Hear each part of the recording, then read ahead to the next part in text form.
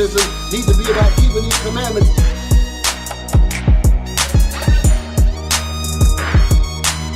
This is not what I expected out of them. The true Bible, the book about following. Right. The Most High has given us guidance on what we need to do. It's Officer Eli. It's Officer not showing. Officer Ezekiel.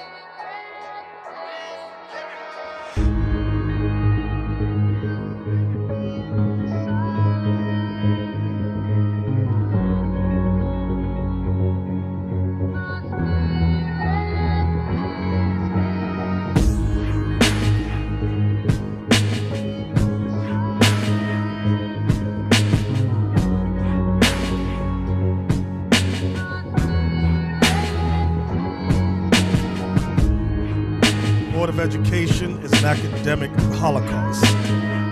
The Board of Education is an academic holocaust.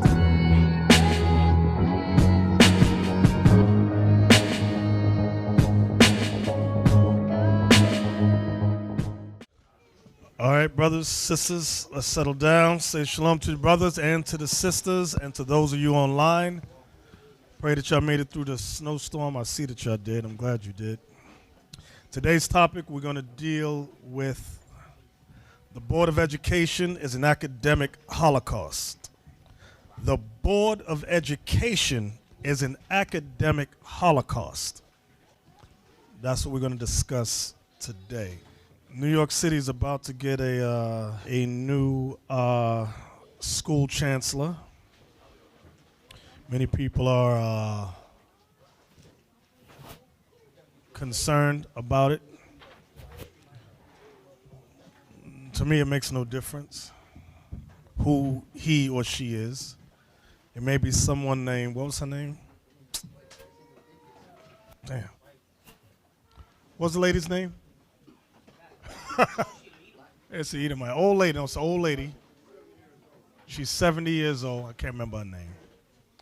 All right, the structure of the United States educational system, its curriculum, its content, its standards were developed by middle-aged white supremacists. I'm going to say it again. The structure of the United States educational system, its curriculum, its content, standards were developed by middle-aged white supremacists. Their teachers, their school administration, their educational experts, they will all have their foundation in white supremacy. I'm going to show you, I'm going to open up with an article. All right, this is under the American Thinker. This was September 10th of this year. We're not going to read the whole thing. I'm just going to read from this top. The Racist Propaganda Conference for Teachers. Listen good. For those of you that really entrust your children into the United States school system. It says from April 13th to April 16th, the Lakesville School District in Minnesota is sending its teachers to the 12th annual White Privilege Conference. Yes, it is as bad as it sounds. To quote the article, the conference is built on the premise that the United States was started by white people for white people. Its mission is to get participants to confront their biases and a journey in understanding white supremacy, whiteness, privilege, power, and oppression. And to agree, see, this is an article. Y'all really got to read the news, see what's happening out there. And to agree to take action in their own circle of power. That means white folks. At workshops, participants will discuss how white privilege, white supremacy, and oppression affects daily life. This seems pretty straightforward. The premise is that all white people are bad. I wonder why this isn't called the Racist Propaganda Conference instead. Of course, they would never admit that that is what they are doing. Leftists never do. They would just claim that they are just trying to make people aware of differences. So I want to end it there. Go back, pull out so we can see the article. Go back. Now, I'm going to show you one of the side effects of that. I want to go to the next article with the Native American Indian. This is the family here. This is the family, husband and wife, 4 kids and a dog. They're Native Americans. I forgot what tribe they're from. Let's read down.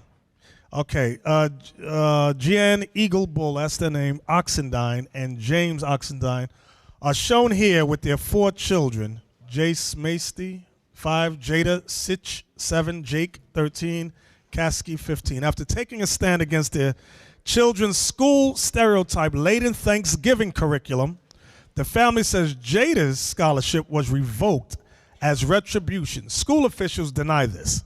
Now let's read the article. Family stands against school's racist Thanksgiving curriculum. Now y'all know here in New York, every year we got to take our kids out of school because they have this Thanksgiving celebration. A lot of you don't see that as racist. It is racism. It is all based on white supremacy. It says, the Oxendine family have long valued how Montessori schools educated their 4 children, especially with Montessori's stated principles of inclusiveness and compassion. They were, thus, thrilled when their youngest children, Jada, 7, and Jace, 5, received scholarships in 2012 to the Maria Montessori School in San Diego due to their family's Native American and military backgrounds. But now, the Oxendines say an ongoing conflict over the school's problematic, now canceled Thanksgiving curriculum has led to the revoking of Jada's scholarship, something school officials deny. Go up. Okay. Red flags were raised in early November 2012. This is last year. 2 years ago. This is 2014. Yeah, year before last. All right. Red flags were raised in early November of 2012 when they learned the school was planning Thanksgiving classroom activities, encouraging students to dance around teepees, dress up as Indians with headbands of multicolored feathers, and give each other Indian names. Whenever we go back to the Pine Ridge Reservation where my wife is from, the children are surrounded by ceremonies and dances. They're taught feathers are sacred and only for ceremonies, said James Oxendine, Lumbee, an information systems officer in the United States Navy, and it was confusing for them to see the school doing it differently and perpetuating stereotypes in this way. Woo, woo, they're going around, woo, woo, woo, all of that. Some of y'all did it. I know I did it.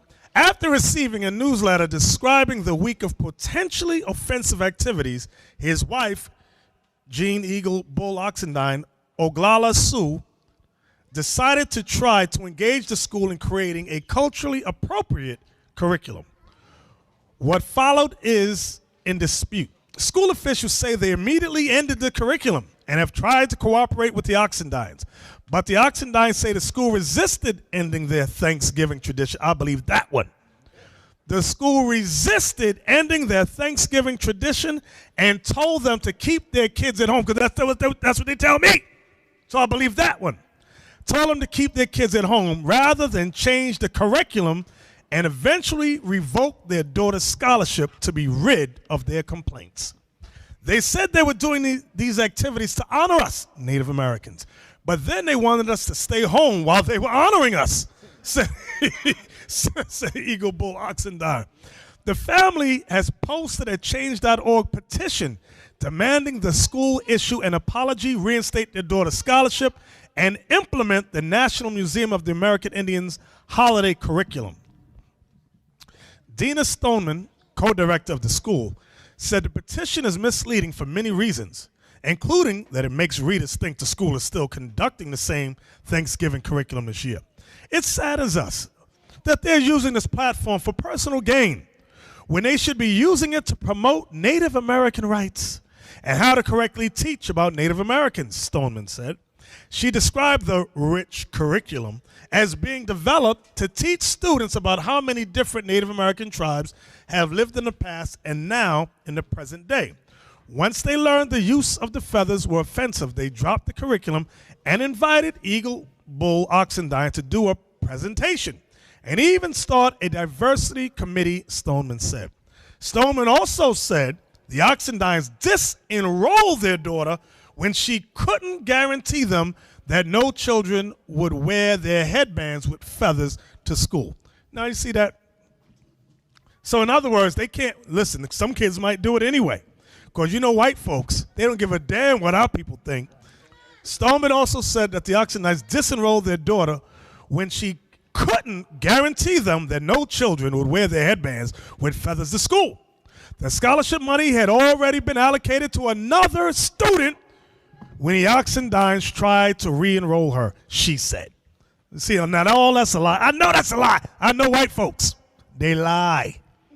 This year, Stoneman said they are asking students and families to celebrate at home because they have the week off.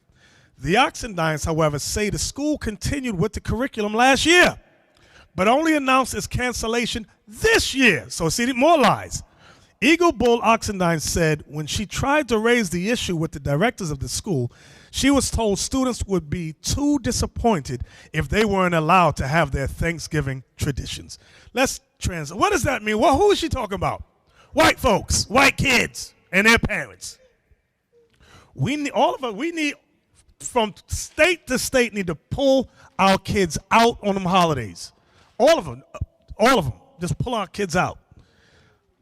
Get our own schools. Where my is? The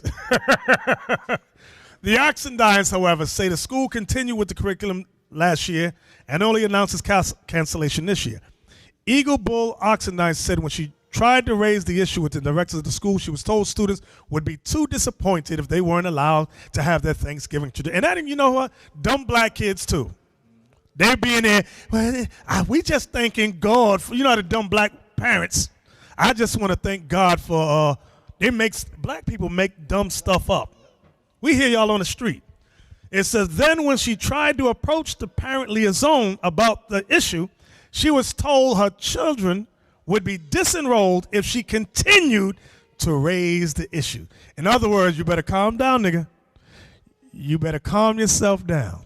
The Oxendines said they made a quick decision to try to enroll Jada in public school, fearing she would miss the rest of the term if she was kicked out of Maria Montessori. They changed their mind a couple of days later and were shocked to learn their daughter's scholarship had so quickly been given to another student. You go through a lot of emotions, Eagle Bull Oxendine said. Rosa Parks didn't stop riding the bus because she didn't have the front seat. Our daughter has every right to attend on that scholarship. Currently, Jada is being homeschooled, her parents said, and she has suffered some psychological effects from what happened. This, you know why? Because she believed all white people was nice. Their son is still at Maria Montessori, and the Oxendines say they have been impressed with his teacher. Their main issue is with the school's administration, they say. We want to raise awareness that no classroom activity should make a mockery of our culture. Eagle Bull Oxendine said, we're doing this for Jada, but we're also doing it for all Native children. So now people posted their comments up. All right. Now, what I want to show y'all is a video clip. Now, the video is about a black, I don't even know if she's black, but a little girl got beat up by cops. The little girl has diabetes, but that is not the focal point of what I want y'all to pay attention to. I want y'all to listen to what he says about the schools. Everybody with me so far? I need y'all to pay attention, pay attention. A lot of y'all who are young, you're going to have kids soon. Y'all, what we're going over, be aware of this. From Alternate, diabetic high school girl beaten by police officer and arrested for falling asleep in class. Yeah. How the hell does this happen? And what does this say about the racist policies of our government when it takes on the system of government-run education centers, or public schools as they're euphemistically referred to when they're really just, you know, conditioning and propaganda centers? Stop. You heard what he said, called schools? Conditioning propaganda centers. He called school, now this is so-called Jew, Amalek, that's Amalek. He calls the school system, what did he say?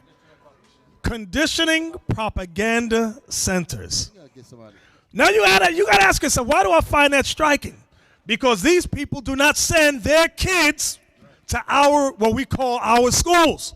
And you always wonder why do they separate their kids from where our kids go because they know that the public school system is nothing but conditioning propaganda centers. While she was reading Huckleberry Finn, she dozed off. Come on, it's a good book, but when you force a kid to read something that they're not, engaged in and wanting to learn, it's going to be boring. Who knows about, I had to read Huckleberry Finn. Huckleberry Finn was written by who? Mark Twain. That is a racist Edomite. All you read the word nigga all through the book. What was his best friend's name? Nigga. Was it Tom Sawyer? Huck Finn and Tom Sawyer, it's all racist. That's why at the beginning of the lesson, when I said what I said, I know what I'm talking about. The whole school system is based on white supremacy. It's gonna be really hard to inspire real intellectual engagement.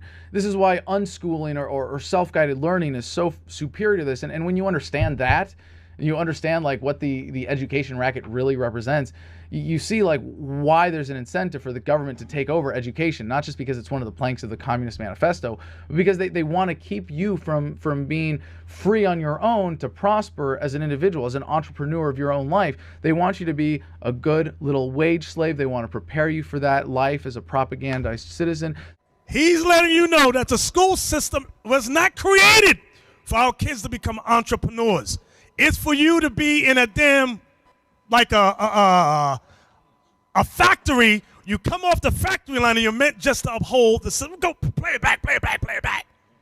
It's gonna be really hard to inspire real intellectual engagement. This is why unschooling or self-guided learning is so superior to this. And when you understand that, and you understand what the education racket really represents, you see why there's an incentive for the government to take over education, not just because it's one of the planks of the Communist Manifesto, but because they want to keep you from being free on your own to prosper as an individual, as an entrepreneur of your own life. They want you to be a good little wage slave. They want to prepare you for that life as a propagandized citizen. They want you to be dead. They want you to sit in cemetery row seating. That's what they call it. They want to kill that which is most essential to human life, the exercise of your will. Oh, yeah. Pause it. Wait. This is why your kids come out dumb. All these kids in that go to these schools, our kids dumb as hell. They cannot measure up to the white kids in private school or these other schools.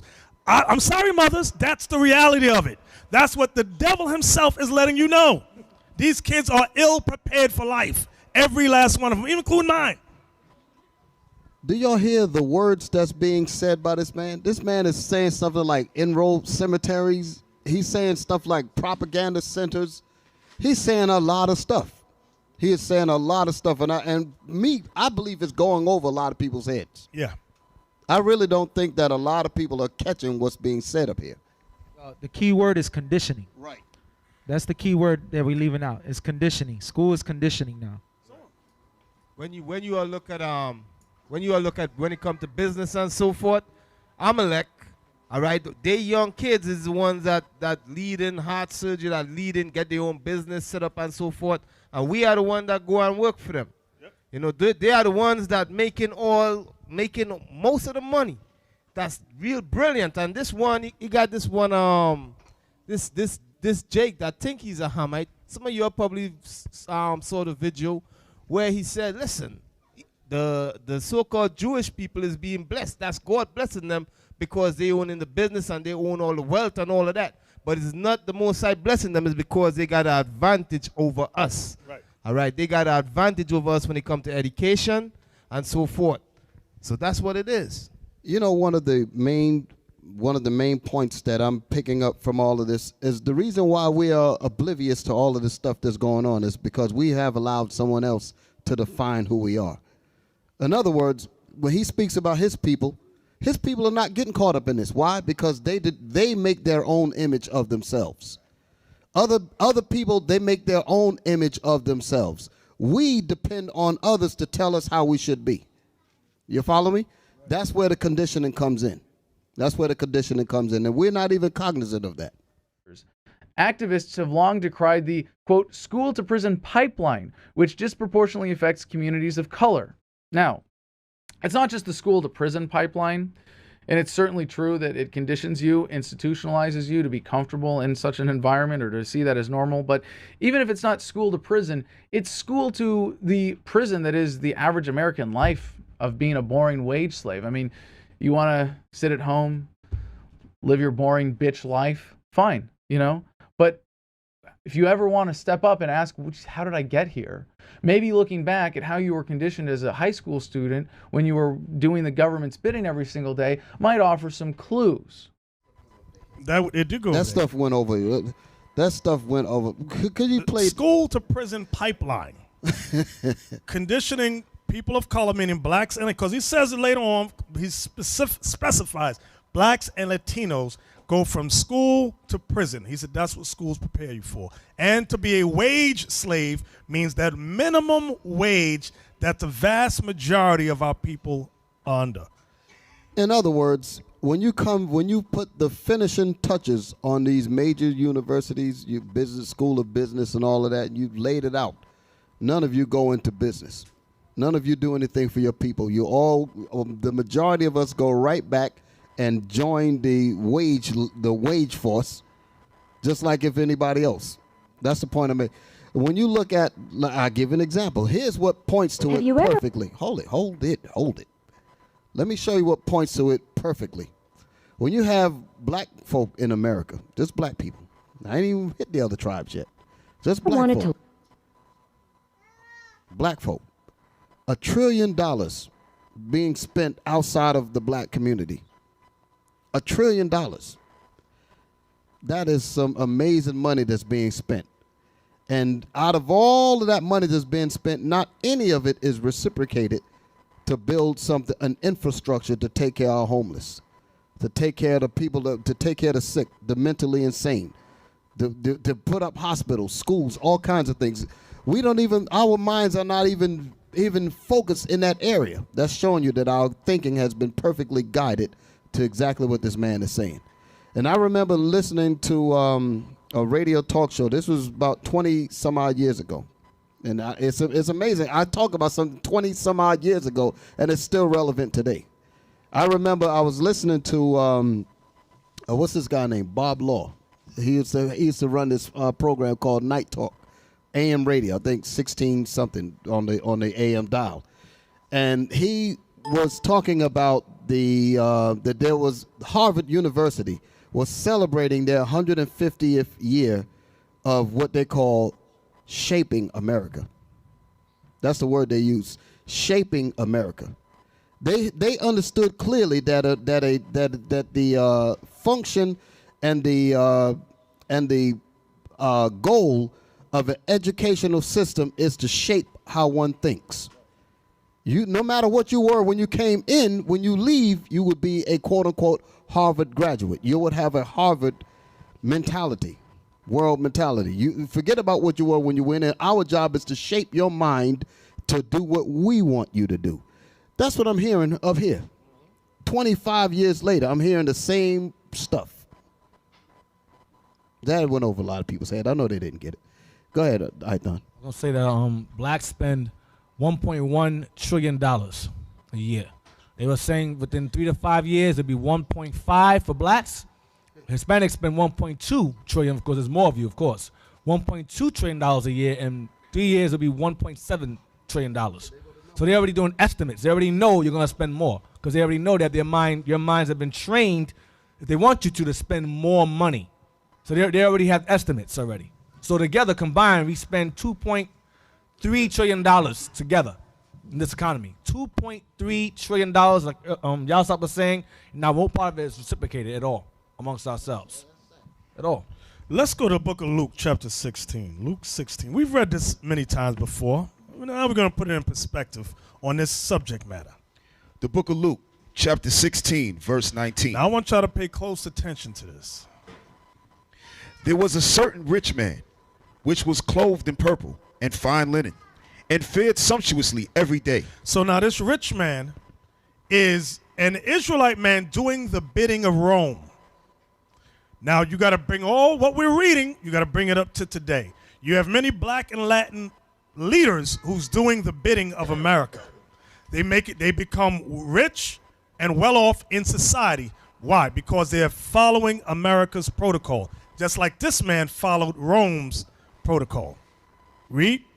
And there was a certain beggar named Lazarus, which was laid at his gate. Now full of sores. this beggar Lazarus represents the mass of Israel. Right, what that Edomite said, the wage slave earners. Right. The masses of Israel who are the poor, the down and out. That's who Lazarus represents of the Israelites. Go ahead.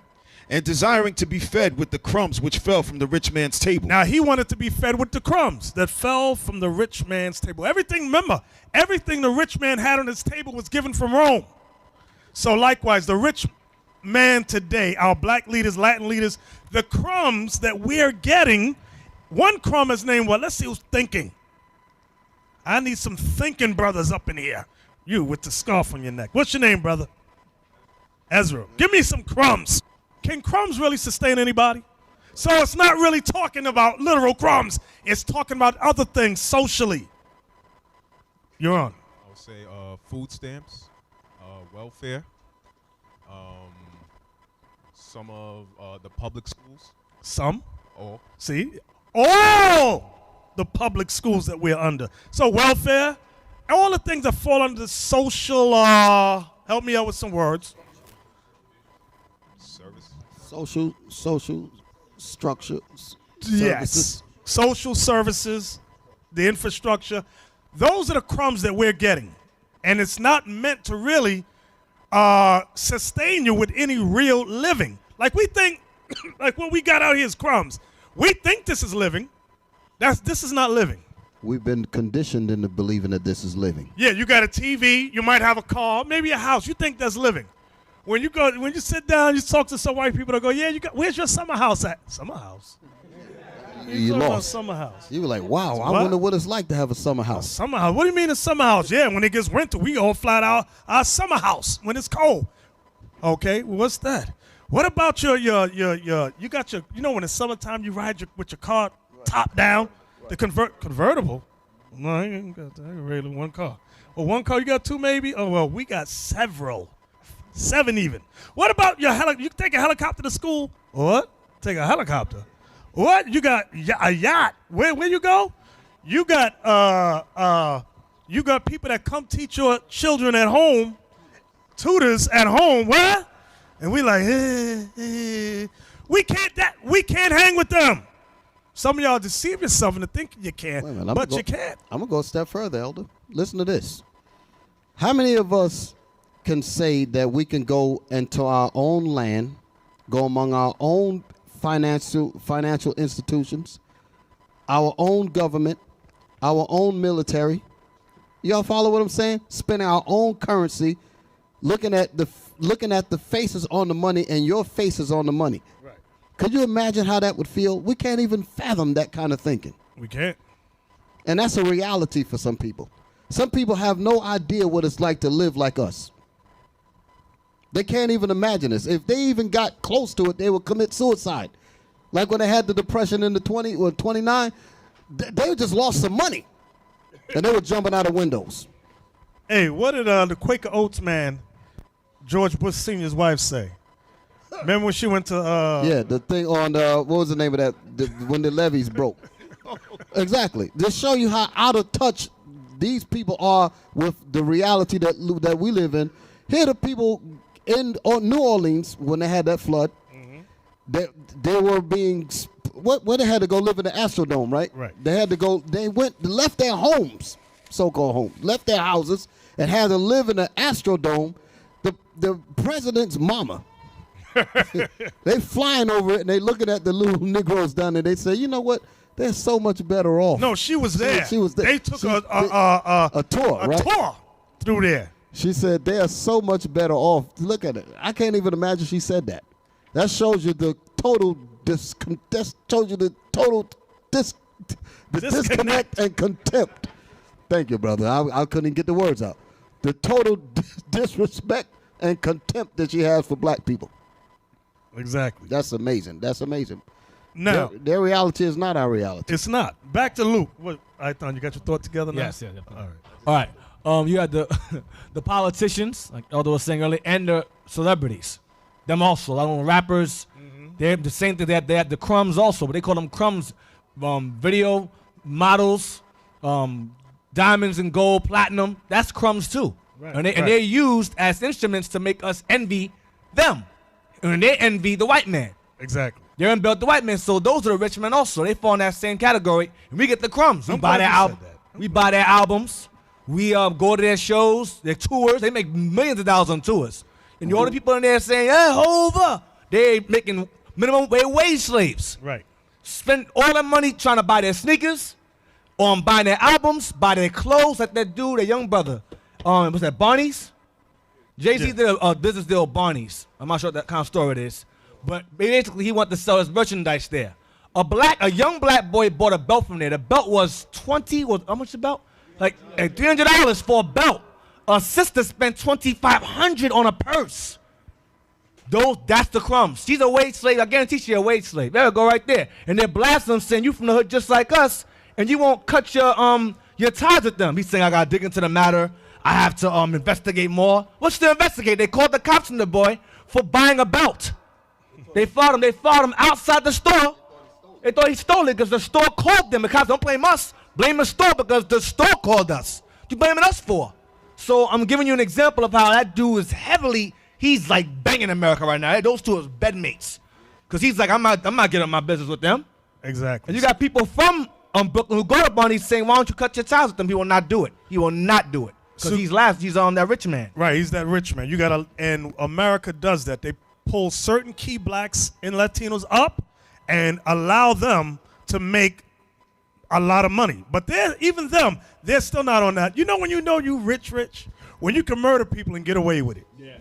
That's when you know you rich. The Lord can't touch you. Back to Luke 16 and 19. Pay close attention. There was a certain rich man, which was clothed in purple and fine linen, and fared sumptuously every day. So this rich man are the high society bourgeois Negroes amongst us. That's who the rich man represents. Go ahead. And there was a certain beggar named Lazarus. The beggar represents the masses of our people. Which have repented. Go ahead. Which was laid at his gate full of sores. Laid at his gate every day full of sores. Those are our sins. Go ahead. And desiring to be fed with the crumbs which fell from the rich man's table. The crumbs represent the social services we get here in society. The education we get is a crumb. The wages we earn are crumbs. The foods we eat are crumbs. The housing we get is crumbs. Section 8 is crumbs. Everything we got here is crumbs.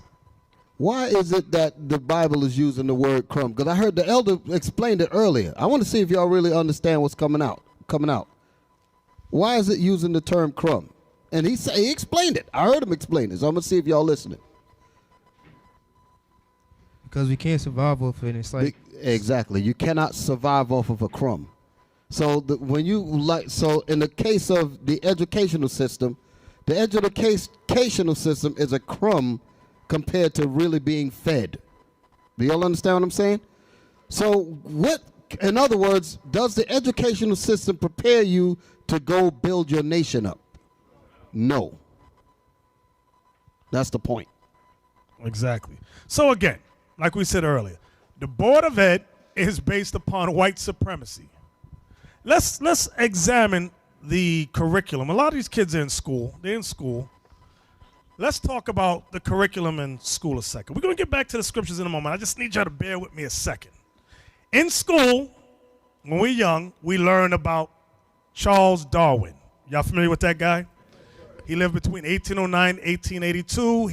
He wrote The Origin of Species, the evolutionary, that people come from monkeys. Okay, that's one thing we learn about, which teaches us to go against the Most High. Okay, then you learn about maybe what's his name? Johann Friedrich Blumenbach.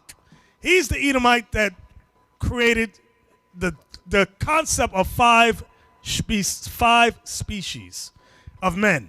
He said you got the Caucasian, Mongoloid, Negroid, Indian, and Malaysian. He divided the world into 5 groups of people. Then you got, in school they teach our kids about the founding fathers. You got George Washington, the first. Nobody knows who he is? Yeah, first president, John Adams, Thomas Jefferson, James Madison, Benjamin Franklin. You don't have to write this down because I ain't gonna remember these people. Damn demons. Samuel Adams. You might learn about, briefly in some class, you learn about Alexander Dumas, the writer who wrote The Three Musketeers. But he's black. But in school they'll teach us that he's white.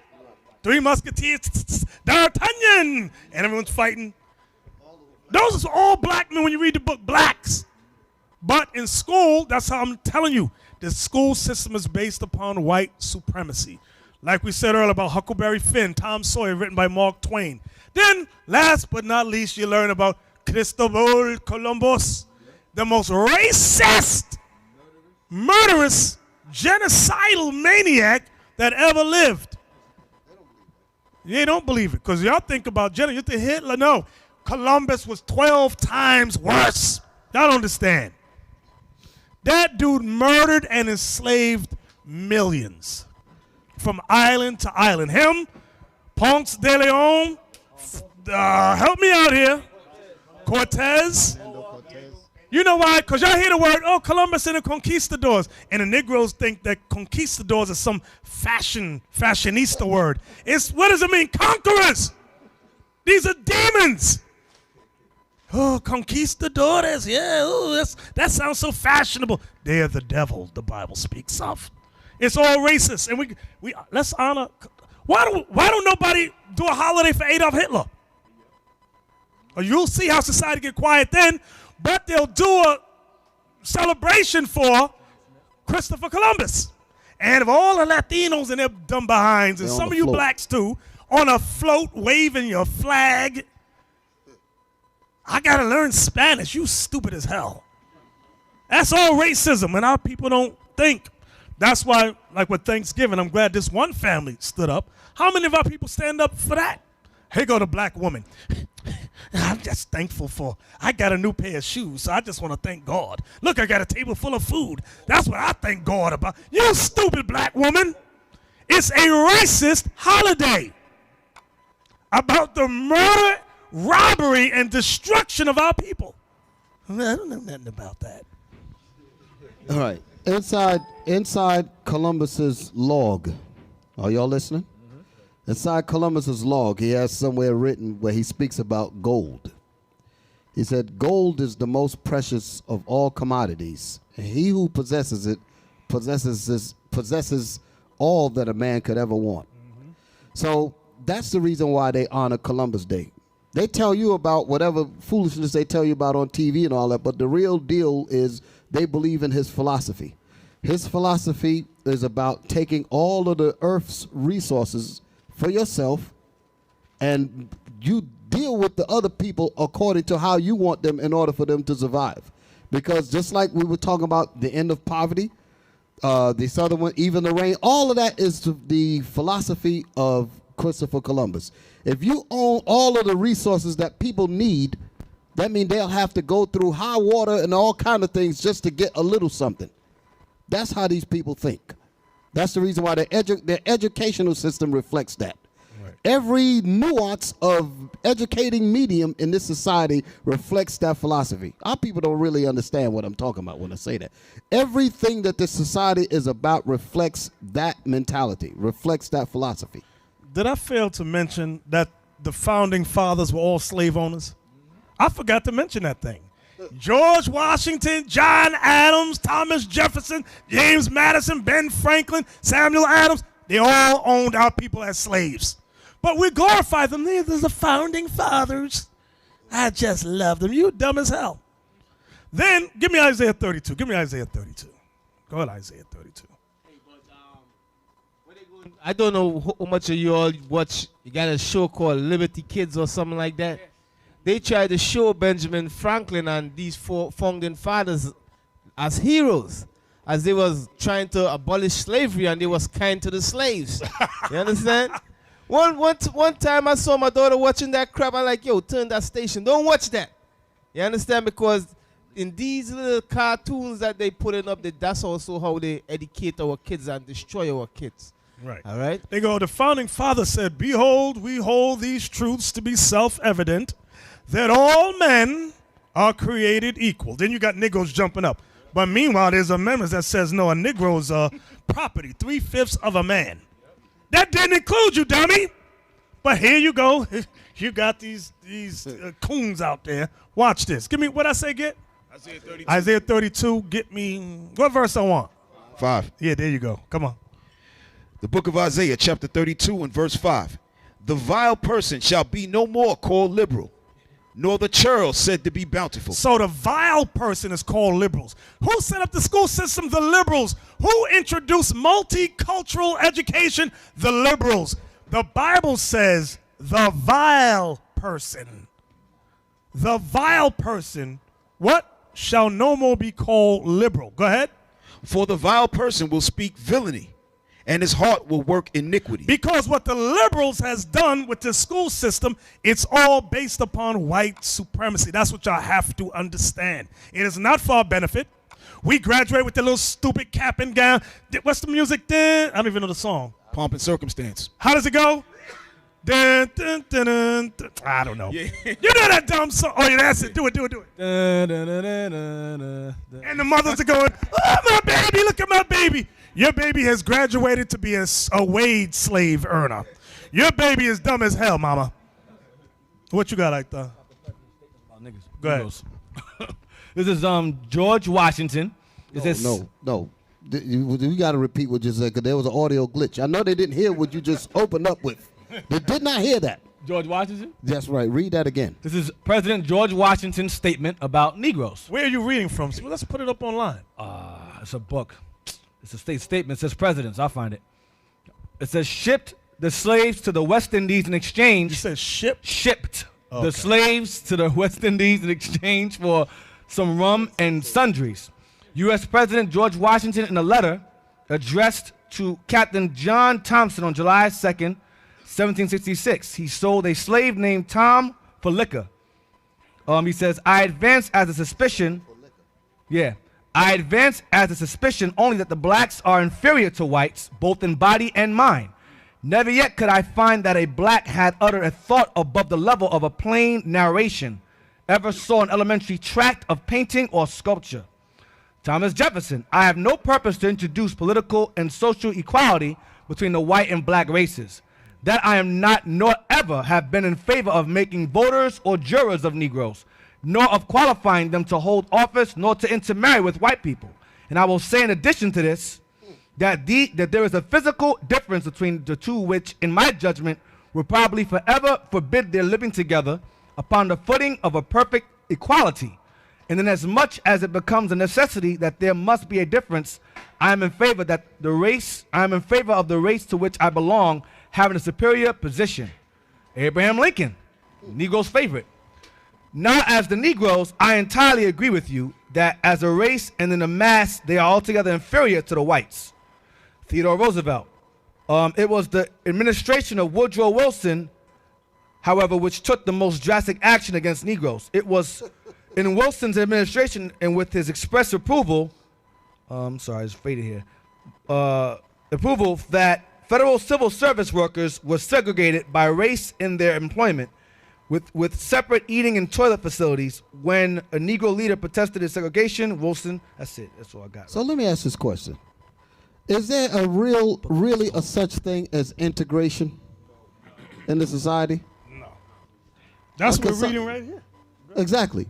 Because a lot of people really think that we have been, quote unquote, integrated. And I'm saying this to everybody.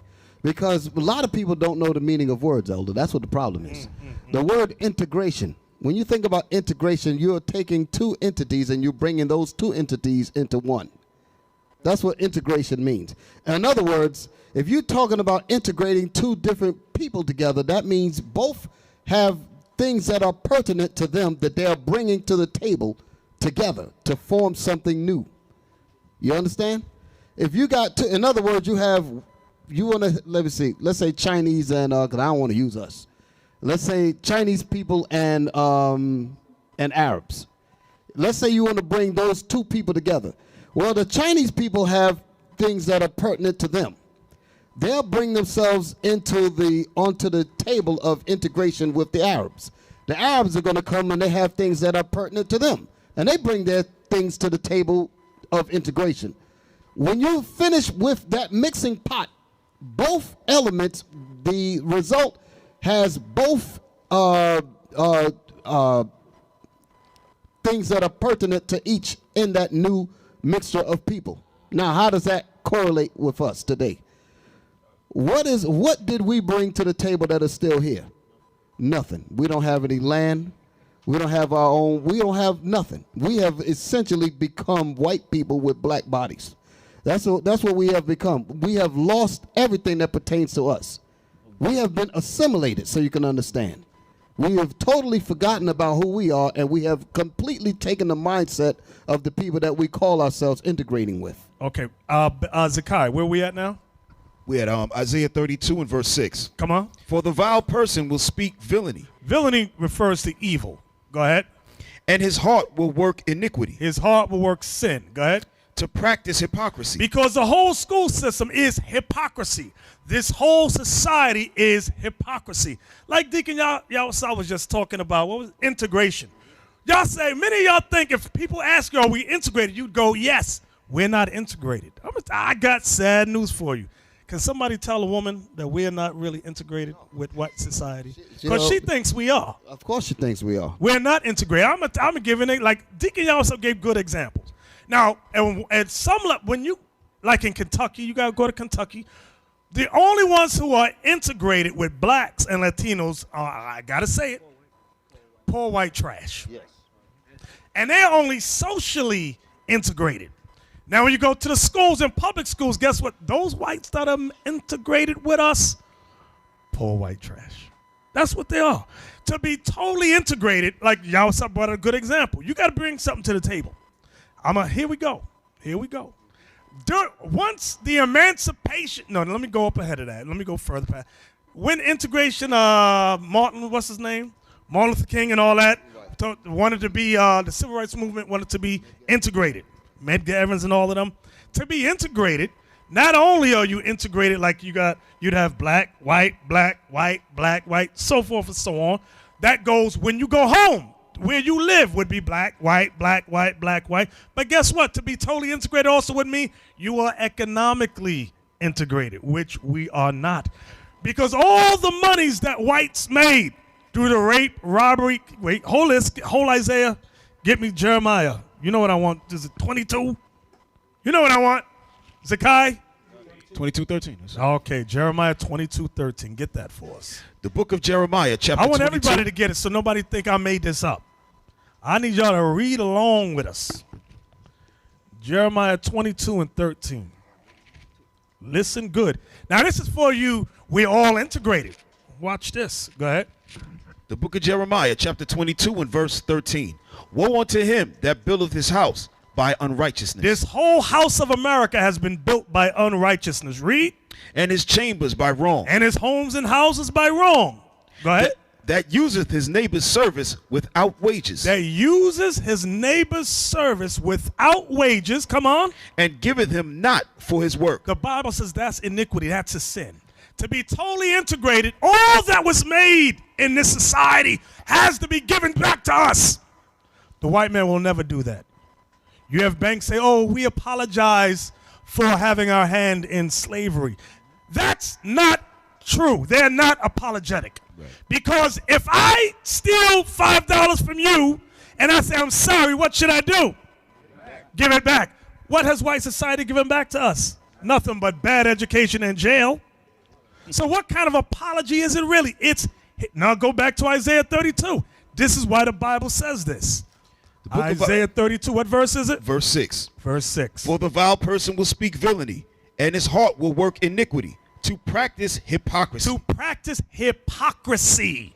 It's hypocritical to steal from a nation, apologize for it, then give them nothing in return. That's hypocrisy. That's evil. Go ahead.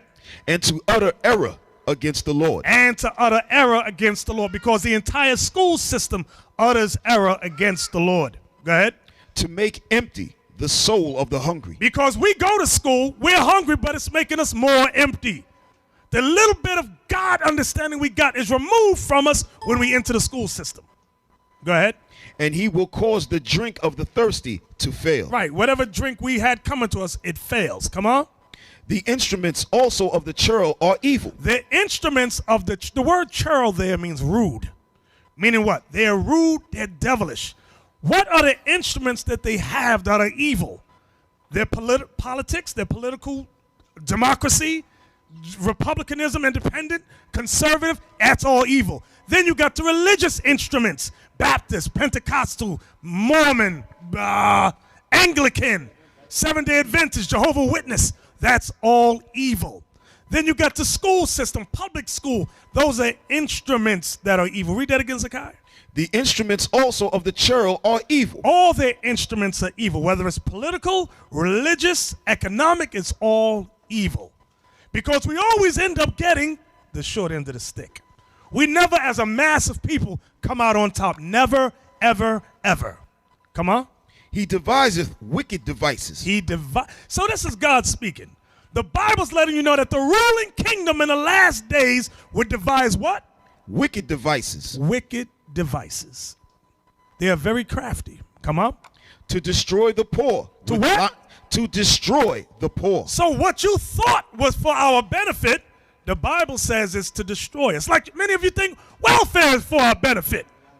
Oh, welfare was always for our destruction, to divide the home. The little families we managed to hold together have been divided because of welfare. You want welfare, you want the government to support you, black woman, Latin woman, get rid of that man. You cannot have a man in the house. Okay. Now we've gotten so accustomed to that, when a woman gets a man and he leaves, she's confused. Why? Because it's second nature now. Why I got to stick around for? You got welfare, I can't be around. So read it again, Zakai.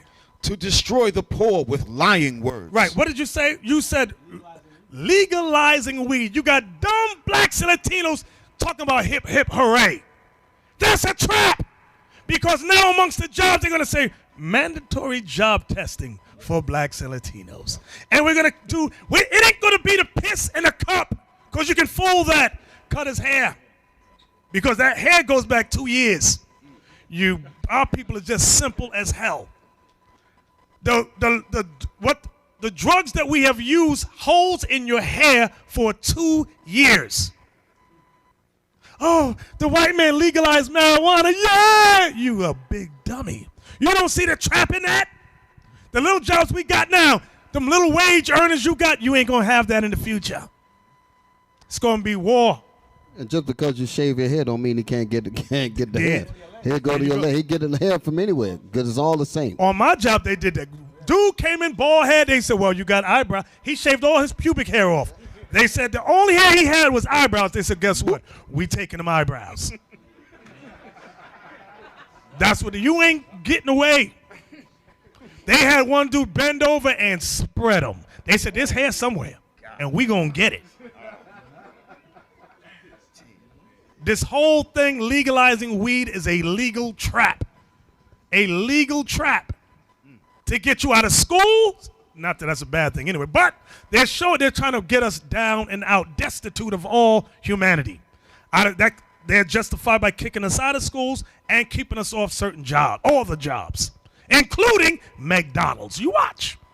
Don't say you never heard it. Don't say you was confused and didn't know as you puffing on a blunt, you dummy. Zakai, where you at? Verse 7. Come on. To destroy the poor with lying words. See that? To destroy the poor with lying words. All these words, that's why they use big words. Black people don't know what they're talking about. I think he said something for our benefit. Yeah, he did. Mm-hmm. Yeah. That's why they use them words. What does the scriptures mean when it says to destroy the poor? Because some people actually think it's talking about being put to death. Because our people don't understand that we are destroyed. Right. You know, when I sit here and I think about how they pay these athletes millions of dollars to run up and down the court, up and down the gridiron, throwing the pointed ball over the tee and all that. Football.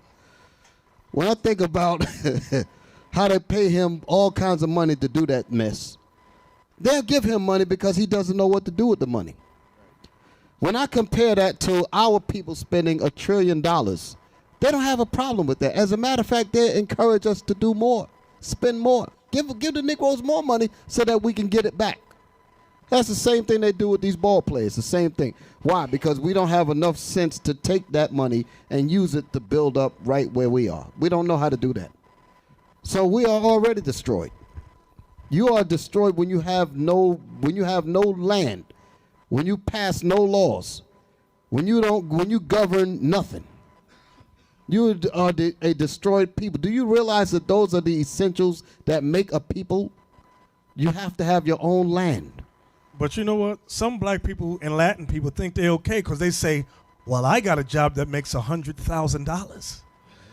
That's $100,000 job is different than $100,000 of wealth.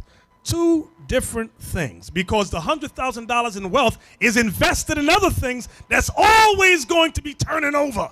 But the black and Latin man that makes $100,000, you're living check to check. There's a big difference between wealth and a job. Two different things. Who's Laba? You gonna say somebody? Yeah, I'm gonna pick up on exactly what the elder said. Even though the one who make $100,000, there was a special done. They'll still have the same bank account of poor people who have, because they spend crazy. And then there was also a special.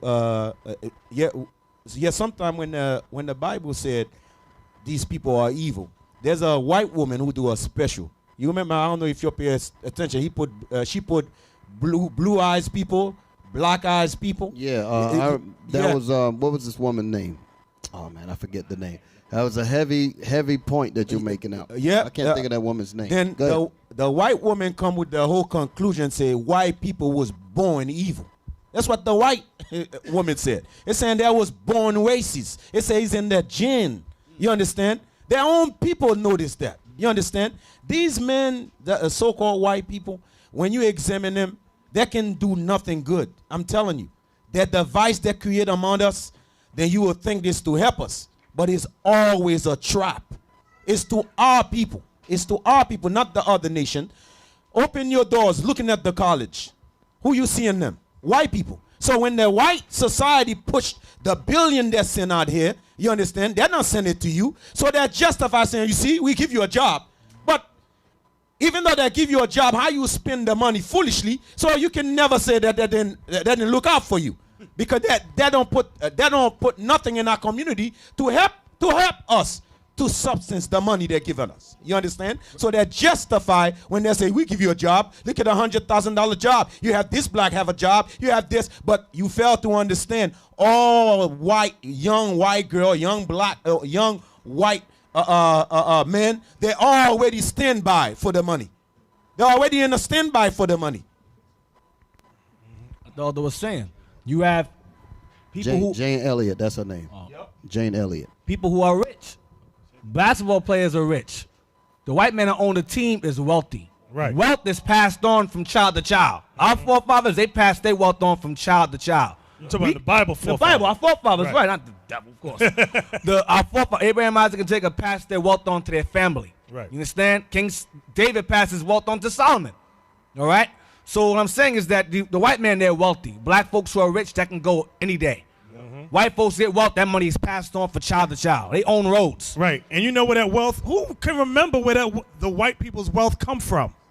Slavery. That's why they got a term called old money. Meaning from slavery times. Back in the days of rape, robbery, and murder.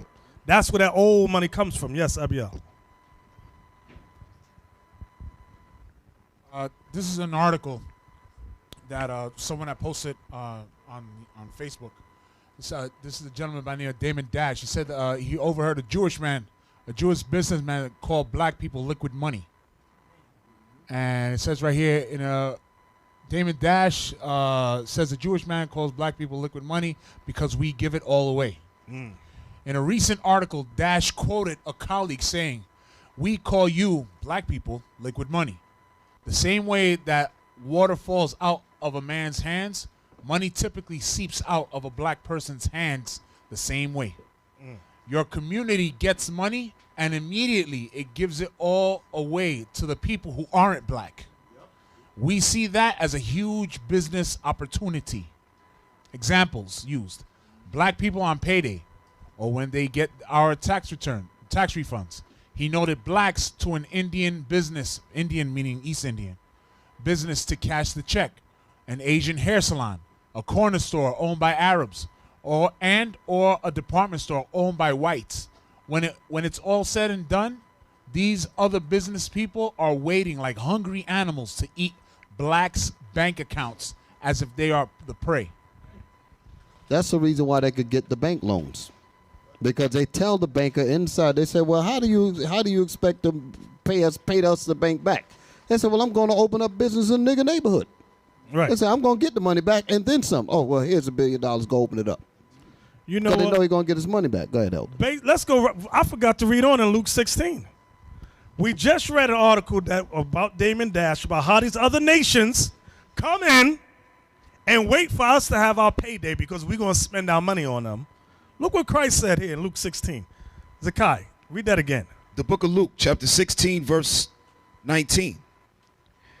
There was a certain rich man, which was clothed in purple and fine linen, and fared sumptuously every day. So this rich man, as we know, represents blacks and Latinos, the Israelites that work for Rome, who are well paid and they're in that rich level. Go ahead.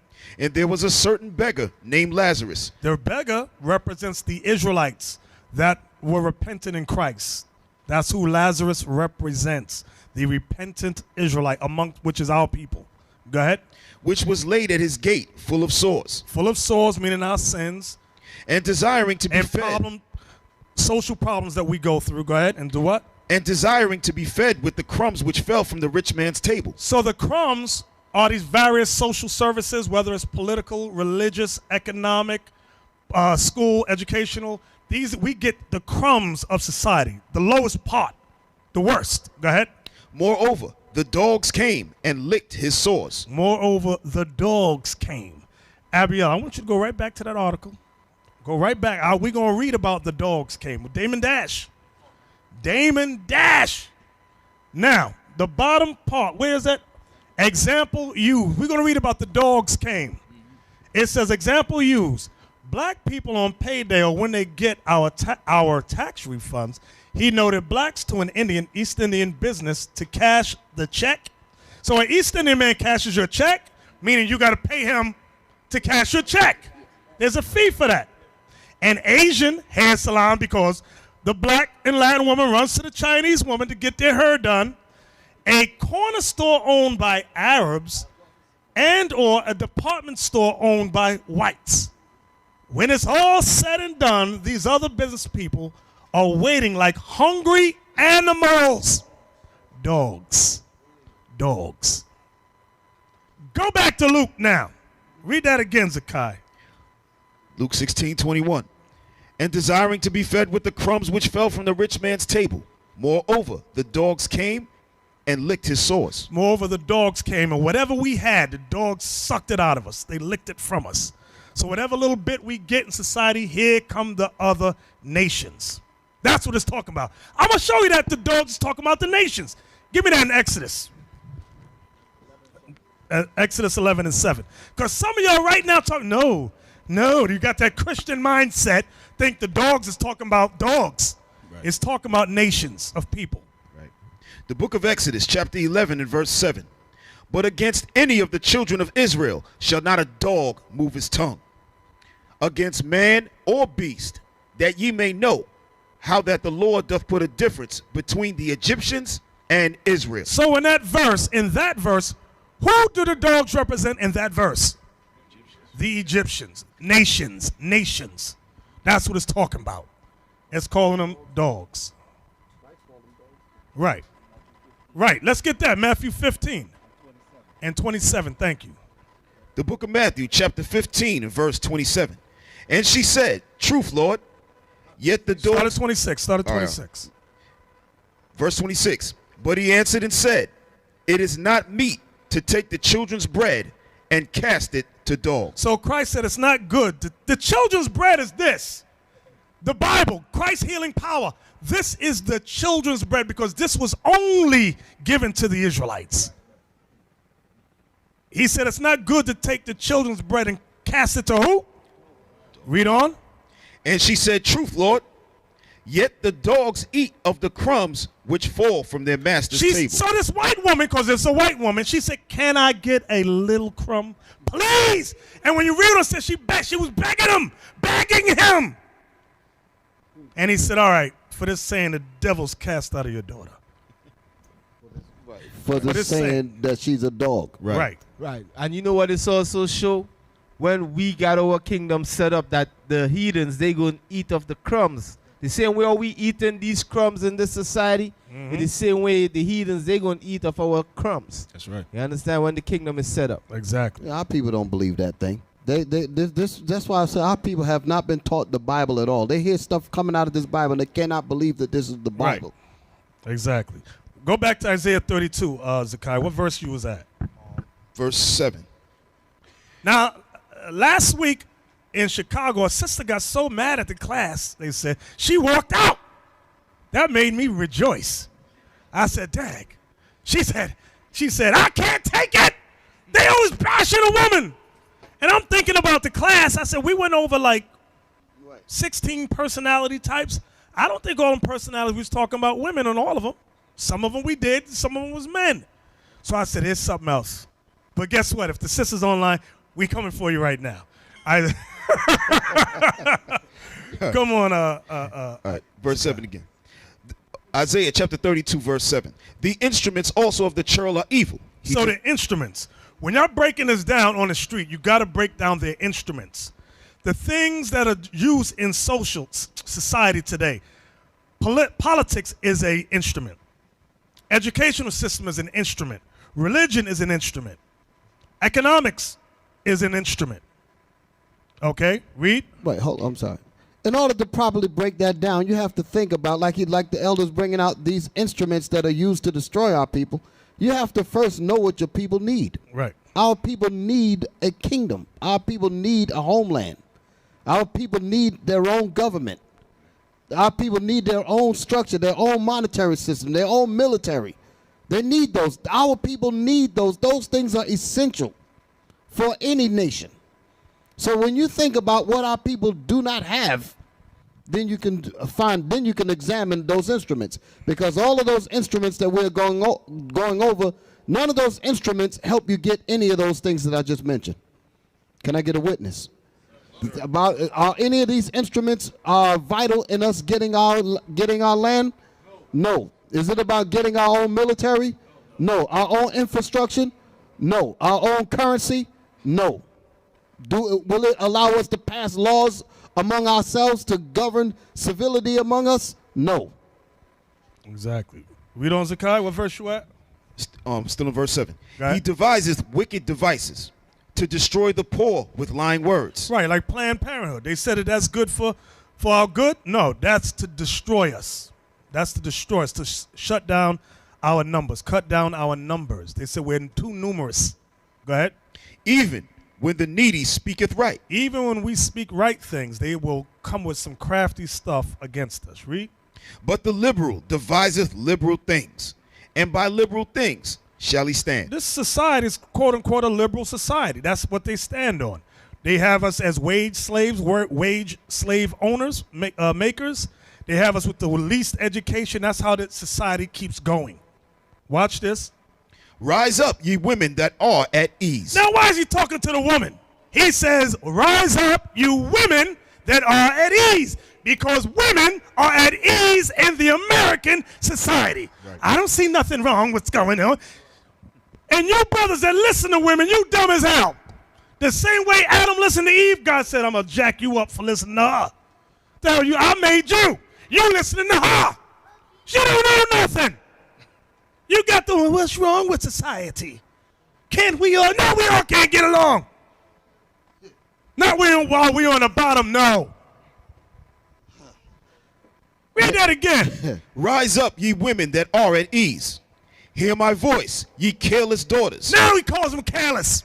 Women are careless, God says. Oh, the sister last week said, I can't take the Bible, it's male chauvinistic. Well, good riddance and drop dead. Where you get that term from male chauvinist? She got that from the where? The feminist movement. That's another instrument. Here in the 60s, you had the many black revolutionary, Latino revolutionary group rise up. The white man said, listen, white woman. Not that he's the white woman, I'm using this now. Listen, white woman, you're going to take your funky behind up in there. Stir stuff up. So the white woman said, I'm going to go in there with some new stuff, some feminist stuff. She went up in there, said to the black woman, look, black woman, you don't need to listen to this black man over here. Look, Latin woman, you don't need to listen to this black man. Women are strong. We can do it ourselves. And the woman separates from her husband and goes, women power, yeah! And destroyed everything. The black woman separated from her husband, but the white woman did not separate from her husband. Thank you. Because when the white man told her what to do, she said, yes, I'll do that. Right. I'm going to give you an example. Because she's in league with him. Right. Look at Beyonce's latest, I think she put up on iTunes, I think it is. Huh? They got a physical copy now? Well, I forgot the name of the album. I forgot what it is. But when they interviewed her, she said the backbone to this album was that women can do what they want. Women are powerful. It was that whole feminist bullcrap. I'm listening. I said, this sounds like stuff from, and Beyonce, when you listen to her, she's not the smartest sister in the world. You could tell by the words she used, the way she says them. I'm like, where is she getting this from? About women rule and we're so powerful. I said, this is bull crap. She wouldn't have got where she's at if it wasn't for who? Think? Who gave up their job and used all their money for her? Nobody knows? Her daddy. Her black big lip daddy. The man gave up his career for her. And here she go, women, we are so powerful. Like, shut up. Yeah, she did. When she got to the point of power, alleged, she got rid of her daddy. Thank you. She said, nigga, I don't need you no more. Right. That's that whole feminist thing, there's a white woman in her ear somewhere. And I pray, now, and don't think we're saying this stuff out of hatred, because we love Beyonce, her father, all our people. Our prayer is that they all repent and we can come together, that 1/3 of Israel. Zakai, where you at? Verse 9. Come on. Rise up, ye women that are at ease. Hear my voice, ye careless daughters. Give ear unto my speech. Many days and years shall ye be troubled, ye careless women. For the vintage shall fail, the gathering shall not come. So God is getting on the woman. Now, that's why I said there's many scriptures he gets directly on the woman. You sisters might not want to hear it. We don't give a damn. We're going to tell you what God says. The only women that's going to be saved out of this destruction are those that humble down and say, yes, Lord, this is me. Yes. Them others that arms crossed and folded, I don't want to hear that. They're going to die. Some of your wives going to die. Some of your daughters going to die. Don't be shocked. Because they're going to read stuff like this and go, I don't like that. Why? Because she's been watching CNN or one of these all these news, what is it? Yeah, scandal, all that crap. Headquarters has been set up in her head. Right. So the Bible calls them careless and women that are at ease because they're at ease on welfare in society, not realizing that has destroyed her family. We're going to talk about raising kids in a moment. Now, multicultural, the liberals set up multiculturalism. I'm going to show you multiculturalism. Let's read it. Go back, Abiel. This one right here. Blow it up big. Put the article. I want the article up there. This is mathematics because some of y'all in here, we got a brother that's a math teacher. That's good. All praise to the Most High. We need to know how to count. So the liberals said black people need to learn how to count. Latin people need to learn how to count. We're going to help them count. Watch what they did. It says, this is New York now. New York School of Science racist word problems to 4th graders. Go down. Look at the picture. Go down. Look at the picture. Today, in advice we didn't think, we didn't think would ever require repeating. Teachers, it is never a good idea to use dead slaves as units of measurement in your math problems. On Thursday, New York One revealed the story of a New York public school that has been doling out some incredibly unorthodox homework. When a 4th grade teacher asked student teacher Aziza Harding to make copies of the worksheets, Harding was stunned to see it was a slavery word problems homework assignment. The word problems included the question, in a slave ship, there could only be 3,799 slaves. One day the slaves took over the ship. 1,897 are dead. How many slaves are alive? And one slave got whipped 5 times a day. How many times did he get whipped in a month? 31 days. Another slave got whipped 9 times a day. How many times did he get whipped in a month? How many times did the 2 slaves get whipped together in 1 month? See, this is some madness here. I ain't want to read no more. This is just madness. Go ahead. This is straight up madness. It's madness on one level, but on another level. Wait, y'all, stop before you say it. Remember at the beginning of the class, they had the first article I showed y'all about white supremacy? Now, y'all might have thought it was only out there in the West, out in the South. That's here in New York, too. These white teachers have their meetings, and they go out in the South and meet and bring this. This is the evidence that these people come back with that madness. Go ahead, y'all. Who brought this article out? I don't mean us in here. I mean, who's the editor behind this? Who brought this to light? Who went and exposed it? That's my question. Mary Elizabeth Williams, but it said New York One reported it. Okay, New York One reported it. Right. Let me think about what I want to say about this. They brought that out because they knew that was going to cause an adverse reaction. Our people were going to light up and go crazy over that particular article. Are not they trying to take slavery out of the schools? Mm-hmm. I thought. Can I get a witness? Folks, now it's time for my perspective. It is stunning to the degree some people will go to totally rewrite history because they really don't like how it turned out. So what is happening in Tennessee right now? You have some Tea Party groups in Tennessee, and you know what they want to do? They actually want to literally remove slavery from textbooks. Some of them are saying, well, let's augment it. Let's actually show that some African Americans owned slaves. It wasn't just whites actually owned slaves. And so they want to really change or rewrite history. What's also crazy in this whole piece is they say, well, they also are critical of people who criticize the Founding Fathers for having slaves. These are honorable men. It's a fact. Many of them own slaves. So therefore, how do you want to now change a fact? We can't be quiet when these things happen. We saw what happened in Texas when conservatives began to change the laws in the books. If liberals try it, we go after them as well. Bottom line is, don't be silent and wait for it to be passed and then you get upset. Challenge every change now and hold people accountable. That's my perspective. What is yours? They're trying to take slavery out of the schools. Or change it. By them using this right here stops that. This right here goes against them trying to take it out. Now I'm not justifying what they did, but I'm making a point that by them mentioning slaves and slave ships and all of that, that's keeping that thing going. You follow me? So it's a double-edged sword on this thing. On one instant, they want to get rid of it, and on another instant, they want to keep it. But I'm going to tell you why they use it, y'all. Why do they use it, and why did she see fit to use it? This is in case any black child gets any spirit to become more than they are meant to be. That reading will humble them down, and the kids will go, you was a slave. Or imagine how that black child feels in school with the other kids of other nations. You was whipped 5 times. My daddy whooped your daddy 5 times a day. You know how little kids do. They ain't right. They're wrong. That is correct. That is correct.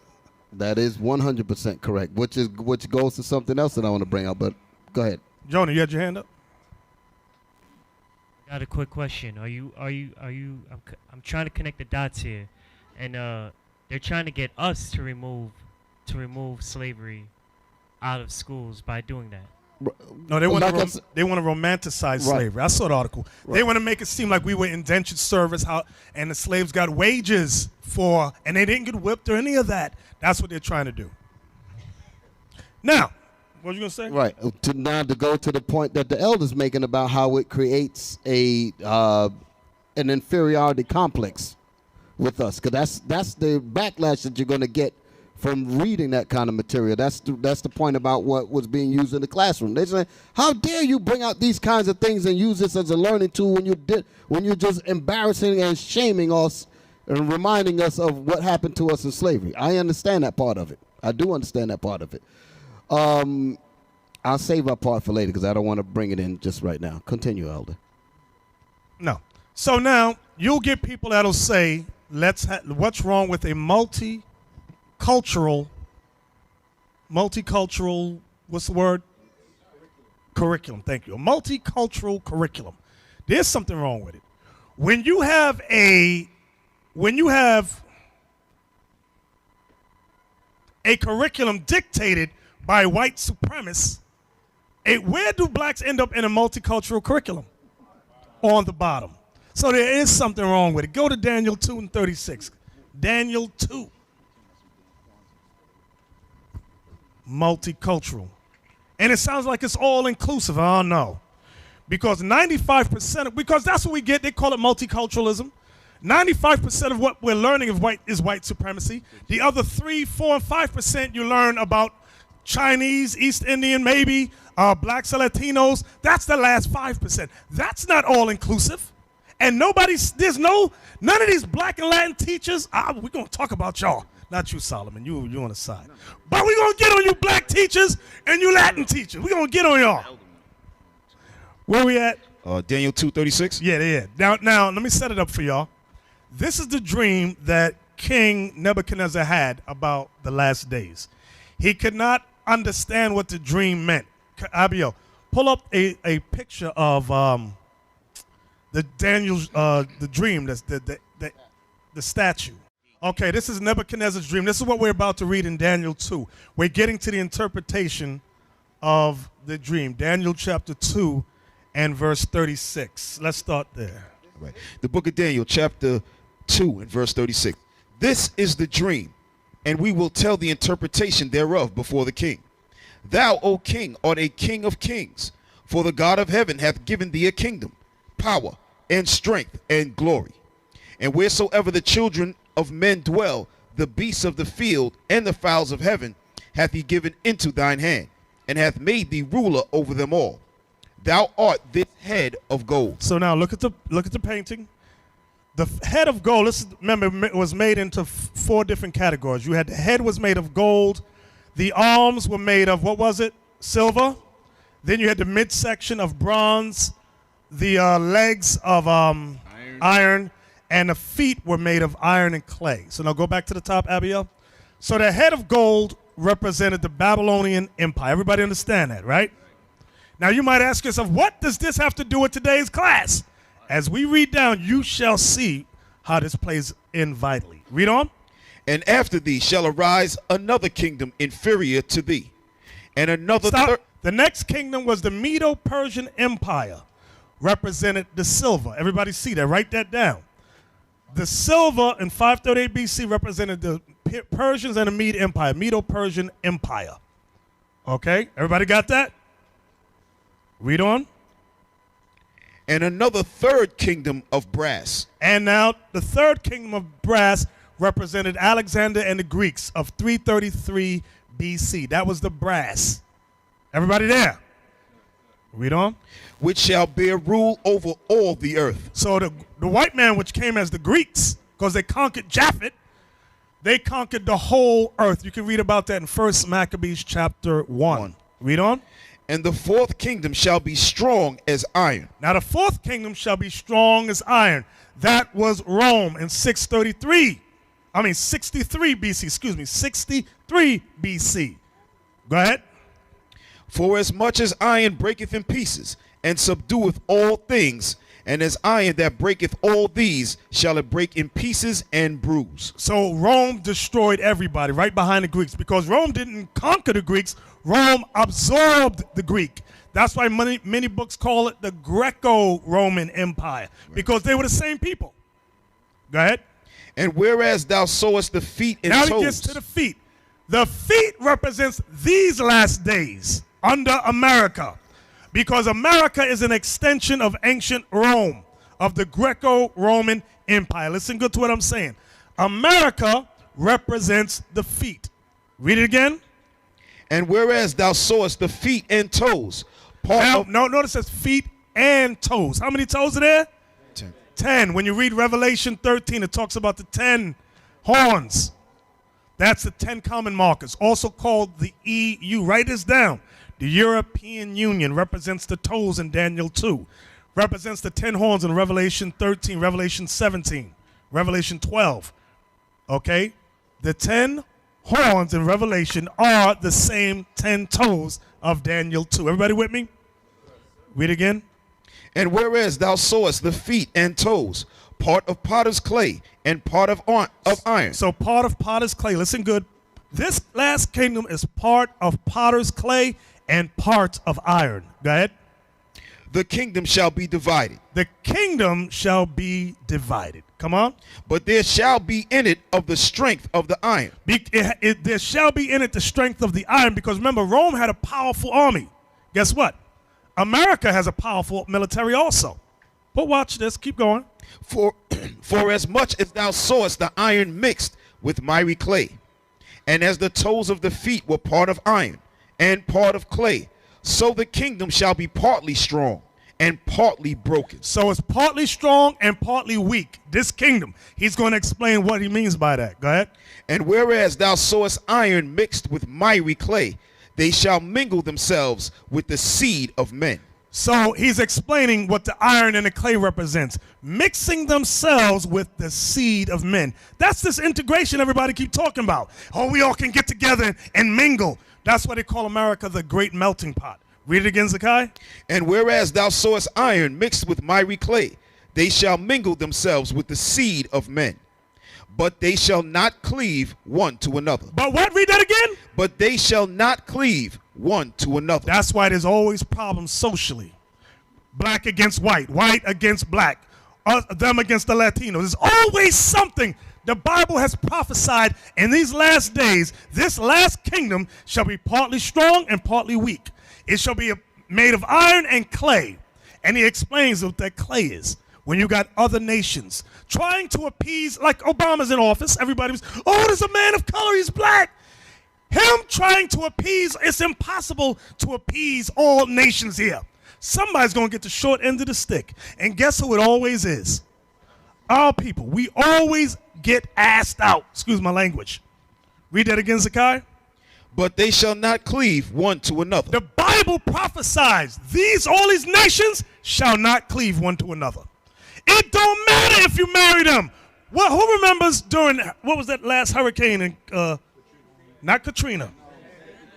Sandy, remember the black woman married the white man and had 2 boys. She ran for help to the white people. Help me, my boys is trapped in the car. What do white people do? Slam the door, boom, and cut the lights off, make like they ain't home. Her 2 boys died, drowned in the river. And she's all confused. I married a white man. Why didn't white people help me?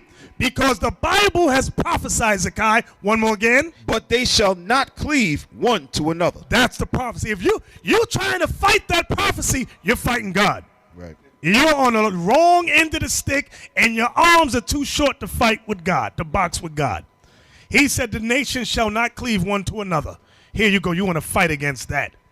So when we bring it out, you want to say, oh, we're racist. Believe me, we're far from it. But we are going to tell you the truth. We are going to tell you what thus saith the Lord, whether you like it or not. Right. Was that it, Zakai? No. Go ahead. Even as iron is not mixed with clay. Even as iron is not mixed with clay, the nation shall not mix one with another. That's why when you move into a home, they have something called, what is it called? Social steering. Y'all know what that's talking about? Where you're a black man, you want to live in a certain community, they steer you to where black people live. Or if you're Puerto Rican, they try to steer you to where Latinos live. That's why, like in Flushing, there's a large community of East Indians. How do y'all live over there? Because there's something called social steering. They steer you to where they want you to go and tell you this area might not be too good for you. Why? Because they know certain things about the people in those areas. You might want to live over here. But I don't want to live over there. I want to live over here while we're telling you what you need. We the only team don't play games. Championship rings, need champagne. Babylon can't stop this campaign. Rampage, cause I know why the heathen rage. Cause the guys be bringing it out. This kingdom, we bringing it down. Lost sheep, we'd have been found. Wait until we get a crown. Crown talk. Yeah, this that crown talk. Nehemiah don't want to be like Nino Brown now. Cause this that king talk. real life king talk. Like Solomon, I see things clearly like a greenhouse. The wordplay can't get colorful. The scriptures cutting you the butter too. Not to mention we a living legend, don't know what to do when a myth is standing right in front of you. You better watch.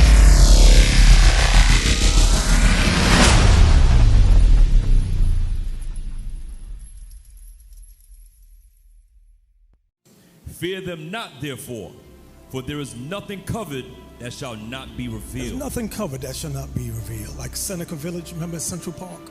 How they destroyed all the black village. All that information is coming out. Lake Lanier, the Tulsa riots, Devil's Punch Bowl.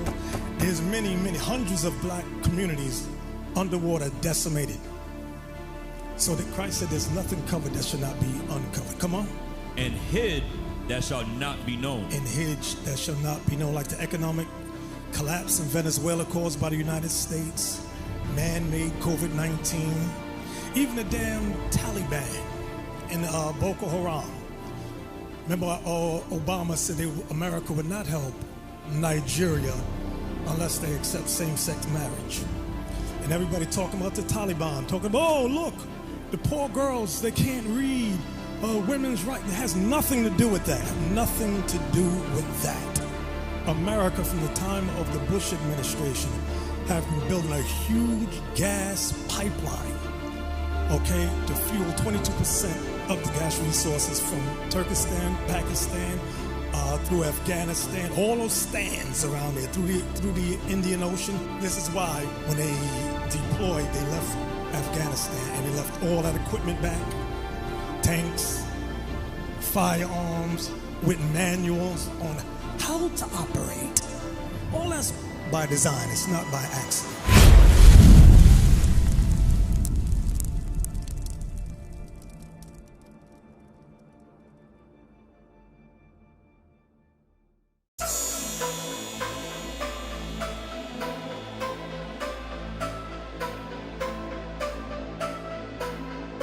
If I war time, if I war, meditate there upon my mind, pants press boot of his shine, man terrible in a war time, dream team. Well, if I war, then it is roll deep, round 12 noon, pull up then lock down street, hit spot, jump out of the 4-door Jeep, and we match black pants and boots, pan feet, then we reach for the back, pull out the heat, man I spray with the weapon and I listen them a teach. In a war time, we no two trace like y'all, we no take tough chat, boot reach boy teeth, I'm a heart too cold, man I know about mercy, cops and marrow upon the damn concrete, day, all I shot that boy, me no sin teeth, every no semi grim, and me come here so reap blood reach to the regular, the scholar league, and the weapon the siren go come and set the pan repeat, man a victory dance, cause the boy them get the feet, last man standing, so the mission complete, you see. If I war time, if I war, meditate there upon my mind, pants press boot of his shine, man terrible in a war time, dream team in a war time, if I war, meditate there upon my mind,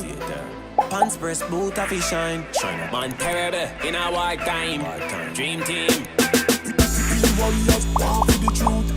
You know, say them and them come through. Only wisdom when them have is just a wisdom tooth. You forget the W, you just is dumb. Shalom, Israel. This is Bishop Nathaniel. I want you to know that you can view all our Sabbath classes live on IUIC TV. That's right, I said on IUIC TV. Download the app today. Shalom. So now, from there, let's deal with New Year's real quick, okay? When does the year start for the Most High God? Let's go to Deuteronomy 16, okay? Deuteronomy chapter 16, I just want verse 1. Deuteronomy chapter 16, verse 1. Observe the month of Abib. Now write that down, Abib, A-B-I-B. Observe the month Abib. And keep the Passover. And keep the Passover, because why? Passover came in the month of Abib. Unto the Lord thy God. So now, was that in on verse 1? No. For in the month of Abib, the Lord thy God brought thee forth out of Egypt by night. So now, remember this, that in the month of Abib, we came out by night. It's talking about the Passover, okay? From there, let's go to Exodus 12. Now, when you get a Bible dictionary, okay, you can get the Zondervan's or any kind, look up the word Abib. It literally means ear of corn, which comes when? Spring. Okay, that's what it means, the spring season, okay? From there, Exodus 12, we want verse 2. Exodus chapter 12, verse 2. Now remember the month of Bib. We came out of Egypt. We were to keep the Passover. Go ahead. This month shall be unto you the beginning of months. So now, we're discussing when God says the new year begins. Read it again. This month shall be unto you the beginning of months. This month shall be to you the beginning of months. Go ahead. It shall be the first month of the year to you. It shall be the first month of the year to you. Go ahead. What verse was that? 2? That was 2. Jump. Let's see what he's talking about. Jump down to verse 26. We want to establish what is God talking about. 26. Verse 26. And it shall come to pass when your children shall say unto you, what mean ye by this service? That ye shall say, it is the sacrifice of the Lord's Passover. It is the sacrifice of the Lord's Passover. So when the Passover begins, that's the beginning of the year to you. That's the month of Abib, the beginning of the year to you. Read it again. And it shall come to pass when your children shall say unto you, what mean ye by this service? That ye shall say, it is the sacrifice of the Lord's Passover, who passed over the houses of the children of Israel in Egypt, when he smote the Egyptians and delivered our houses. And this people bowed the head and worshiped. You see that? So now, what is the Bible letting us know? That the month of Bib, which is the spring, that's when the first spring month, that's the beginning of the year. That's the same month where the Passover is commanded to be celebrated. Okay? Not the dead of winter, but spring in the month of Abib. Real quick. So where do we get that December stuff from? Let's go to Daniel 7. Okay, Daniel 7 and verse 25. Okay? Daniel chapter 7, verse 25. Listen good to this. And he shall speak great words against the Most High, and shall wear out the saints of the Most High, and think to change times and laws. And they shall be given into his hand until a time and times in the dividing of time. Let's read it again. And he shall speak great words against the Most High. Who is the he here in Daniel 7:25? It's talking about the United States of America, the so-called white man. How does he speak great words against the Most High? Hold on. Give me Isaiah 14:13. Isaiah chapter 14, verse 13. Mm-hmm. For thou hast said in thine heart, I will ascend into heaven. For thou hast said in thine heart, I will ascend into heaven. Go ahead. I will exalt my throne above the stars of God. Space travel. Go ahead. I will sit also upon the mount of the congregation in the sides of the north. I will enslave the Israelites in North America. I will ascend above the heights of the clouds. I will create airplanes too. I will be like the Most High. I will be like the Most High. Verse 13. Mm-hmm. I will sit also upon the mount of the congregation in the sides of the north. So Lucifer, the devil, white man, that's what it's talking about, would sit upon the mount of the congregation, which are the Israelites, in the sides of the north, meaning North America. Go back and it calls him Lucifer in the 12th verse. Right. Go back to Daniel now, that part again. And they shall do what to us? Daniel 7, 7 verse 25. And he shall speak great words against the Most High. Here it comes. And shall wear out the saints of the Most High. How has he worn us out? In slavery. You ever get a pair of sneakers, brand new sneakers, and you get the bottom of them, you can see the symbols under the bottom of the sneaker, the grid marks and all that, but you wear them for a while. You wear them and you wear them and you wear them. What happens to the grid marks under the sneakers? They get worn out. So worn out that what kind of sneaker was this that I was wearing? So now, let's say he said it, the scripture said he would wear out the saints of the Most High, which are the Israelites. How did he wear us out? What does that mean? Meaning he wore us out in slavery so much that we don't know we Israelites no more. We've been worn out in slavery so harshly. We've forgotten who we are. We've forgotten our culture, our customs, our feast days. We've forgotten our nationality. We forgot our own woman. We forget our own kids.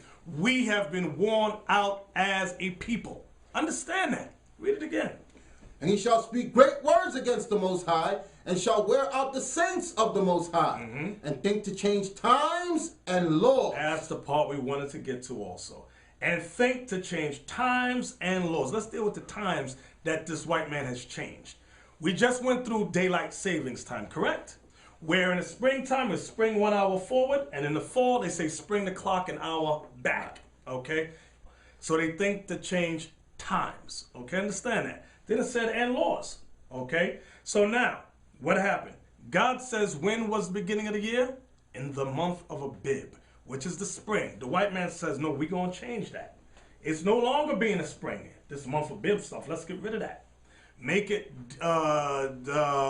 January 1st in the dead of winter.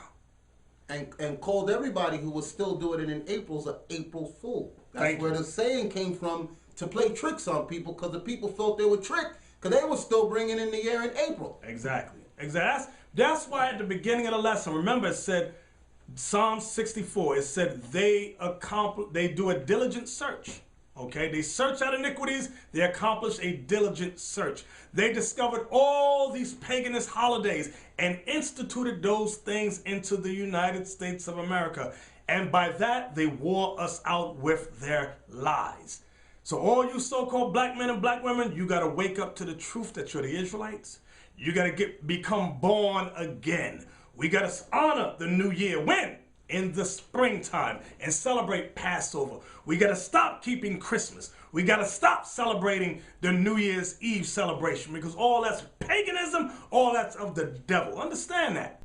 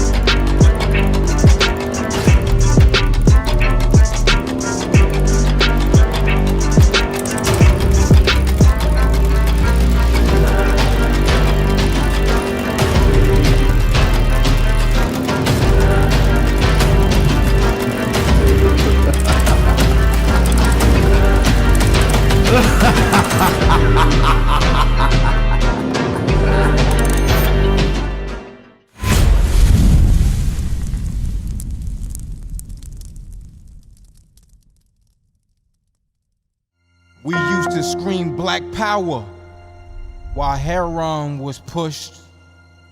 But at the end of the day, nothing's in vain. IUIC has been given a vision. The tents of Judah has risen.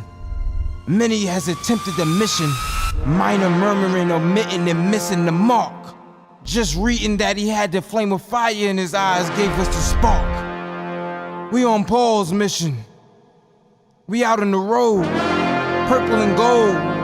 From Mexico, Cuba, Haiti, Ghana, Sierra Leone. 144,000 boots banging, concrete crackling. These are our men repented at heart. The scriptures is proof. IUIC, we deliver the truth.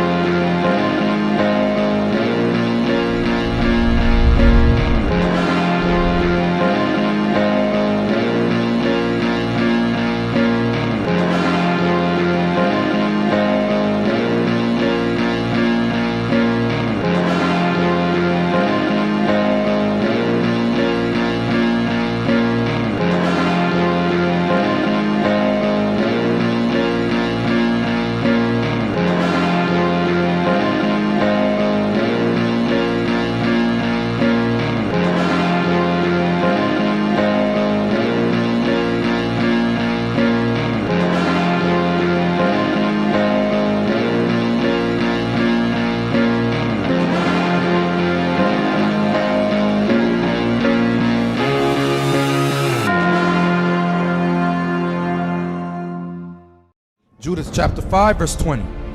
Now therefore, my Lord and Governor, if there be any error in this people, meaning any sin, and they sin against their God, let us consider that this shall be their ruin. This shall be their ruin. Go ahead. And let us go up, and we shall overcome them. That's why the white man keeps sin in the black and Latino community, because they know God will not fight for us. If they're breaking God's commandments, you got women's rights movements, if you got homosexuals with them, if you got, what are some other things? You got crackheads, alcoholics with them, child molesters, pedophiles. Come on. But if there be but, you running by the words. But, listen to what he says, this but now, go ahead. But, if there be no iniquity in their nation, meaning if they have repented unto their God and are keeping his commandments, let my Lord now pass by. You better leave them the hell alone. Go ahead. Lest their Lord defend them, and their God be for them, and we become a reproach before all the world. Ye are the light of the world. You are the light of the world. What else are you? A city that is set on a hill. You are a city that is to be set on a hill so that the people that are still in darkness can see. Like it says that you are the light that shineth in a dark place. We are the example that our people are supposed to be able to look at and say, those brothers and sisters, they got it right. Come on. The book of Zephaniah, chapter 2 and verse 1. Gather yourselves together. Yea, gather together, O nation not desired. Let's play with that. Gather yourselves together. So as we pointed out, there's a lot of work that's involved in us just simply gathering together. A lot of personal things got to get pushed to the side, and that takes work. Your own desires and temptations, those things got to get pushed to the side. Gather yourselves together. That's verbiage. That's action. There's a lot of work involved in that. Then it says what? Yea, gather together, O nation not desired. Meaning that the Lord is going to put more emphasis on the need for us to do what we are resistant to do.